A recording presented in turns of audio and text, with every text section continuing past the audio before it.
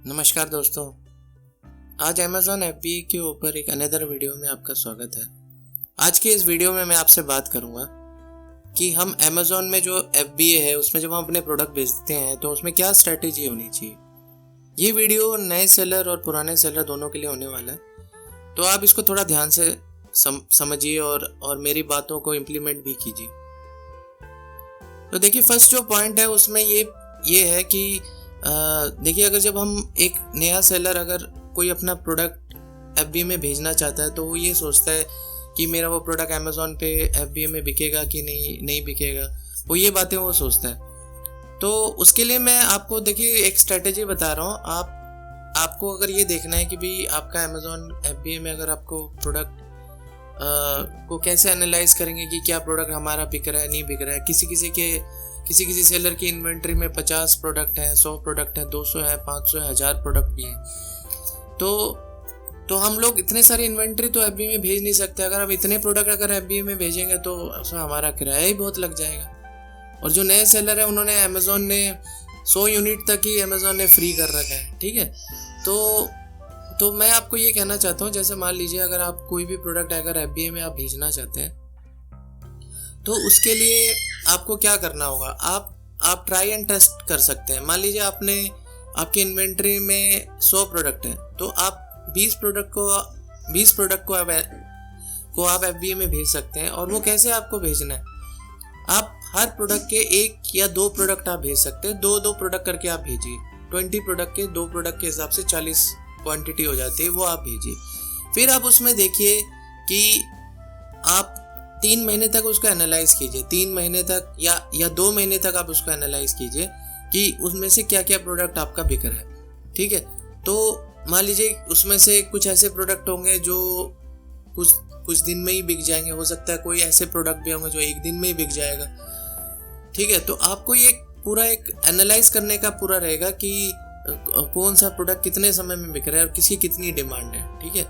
तो जैसे मान लीजिए कोई प्रोडक्ट आपका बहुत जल्दी बिक जा रहा है तो आप उसका एक डेटा मेंटेन कीजिए कि ये प्रोडक्ट मेरा बहुत जल्दी बिक गया। तो उस प्रोडक्ट का तो आपको एफबीए में अगली बार आप दोबारा जब शिपमेंट बनाएंगे तो उसको तो आप दोबारा भेजना ही है आपको, ठीक है। तो ऐसे करते करते आपके पास कम से कम 2 से 3 महीने का टाइम रहेगा। अब उन 20 प्रोडक्ट पे आप स्ट्रेटेजी बनाइए और उनको भेजिए। अब जैसे मान लीजिए कुछ ऐसे भी प्रोडक्ट होंगे जो बिल्कुल भी नहीं बिकेंगे, तो आप अपने हिसाब से 2 महीने या 3 महीने के बाद में आप उनको एफबीए इन्वेंट्री से वापस मंगा लीजिए, क्योंकि वो तो बिक नहीं रहे। अगर वो नहीं बिक रहे हैं तो फिर हमारा तो किराया लग रहा है, अमेज़ॉन एफबीए में तो हमारा चार्जेस लग रहे हैं, तो फिर आप उनको वापस मंगवा लिए। और जो प्रोडक्ट आपके बिक रहे हैं आप उन्हीं प्रोडक्ट को ही भेजिए बार बार। आप उन प्रोडक्ट को भेजेंगे तो आपका रेवेन्यू भी आएगा, आप इनकम भी करेंगे, आपकी सेल भी बढ़ेगी, आपका अकाउंट भी धीरे धीरे करके ऊपर आने लगेगा, मतलब वो रैंक करेगा आपका प्रोडक्ट। तो इस चीज़ पे आप थोड़ा सा ध्यान दीजिए कि प्रोडक्ट को किस तरह से आपको भेजना है, ठीक है।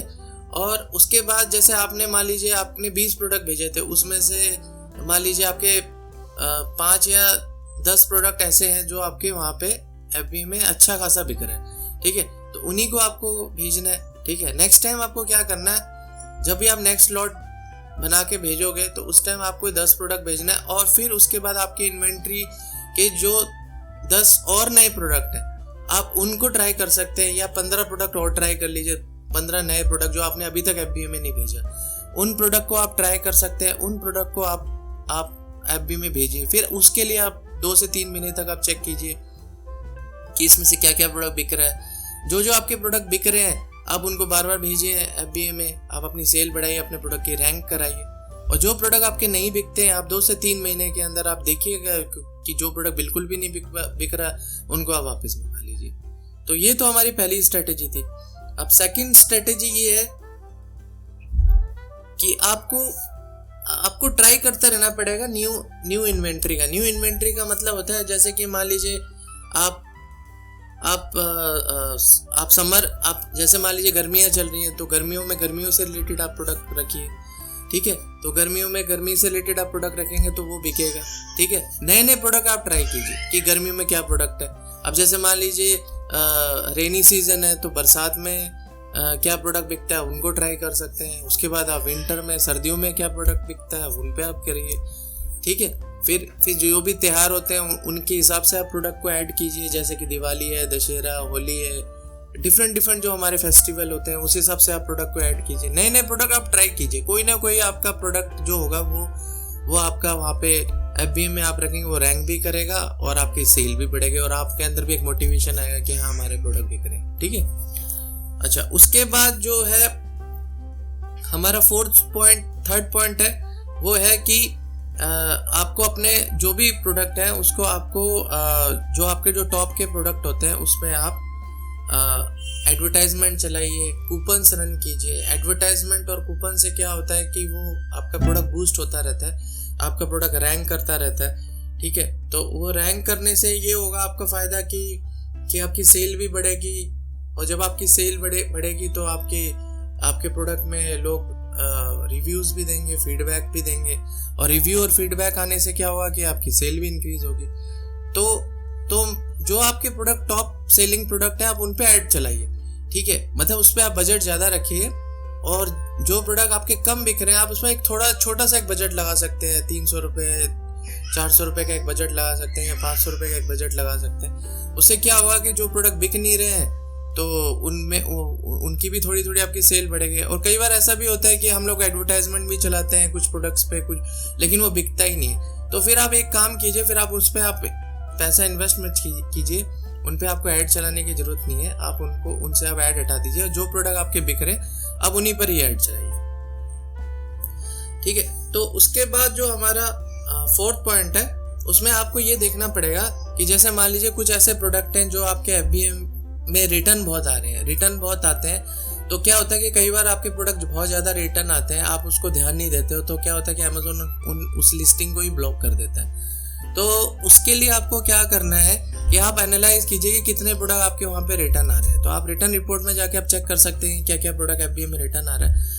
अगर आपका रिटर्न ज़्यादा आ रहा है तो आप अपने प्रोडक्ट को चेक कीजिए कि भाई इसका क्या रीज़न है, क्यों रिटर्न आ रहा है, बाहर क्या रिटर्न का क्या रीज़न लिख रहा है, आप उसको देखिए, ठीक है। अगर मान लीजिए वाकई में आपके प्रोडक्ट में कुछ प्रॉब्लम है तो आप उस प्रोडक्ट को अमेज़न FBA से हटा दीजिए, या हो सकता है अपनी लिस्टिंग से हटा दीजिए, क्योंकि बार बार कंप्लेंट आएंगी तो आपका अकाउंट भी ख़राब होता है, रिव्यू आएंगे, सेलर फीडबैक आएंगे, तो उससे क्या होता है आपका अकाउंट ख़राब होता है, ठीक है। तो इस चीज़ को आप ध्यान रखिए, आप अपने प्रोडक्ट को एनालाइज कीजिए। अगर आपका प्रोडक्ट को आप इम्प्रूव कर सकते हो तो उसको इम्प्रूव कीजिए, इम्प्रूव करने के बाद ही आप उसको FBA में भेजिए।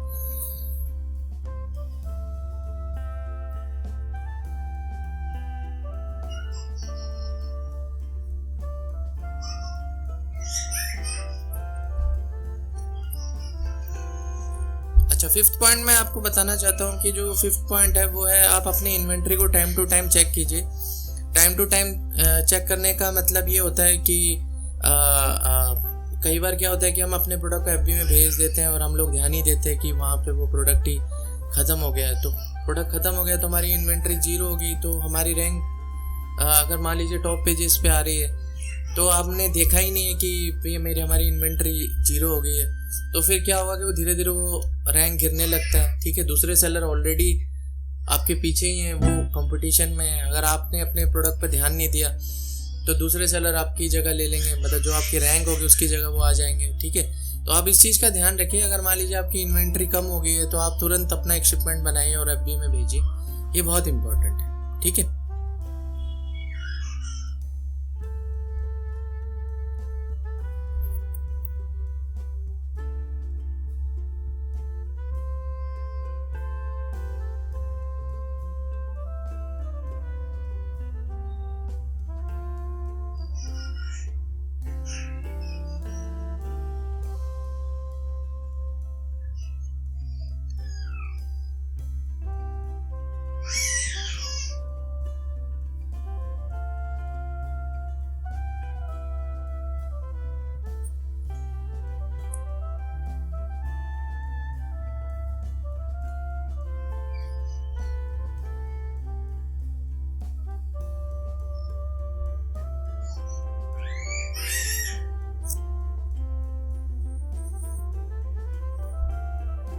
तो होप गाइज आपको ये वीडियो अच्छा लगा होगा। अगर अच्छा लगा है तो मेरी इस वीडियो को ज़्यादा से ज़्यादा लोगों तक शेयर कीजिए, लाइक कीजिए और सब्सक्राइब कीजिए। Thank you.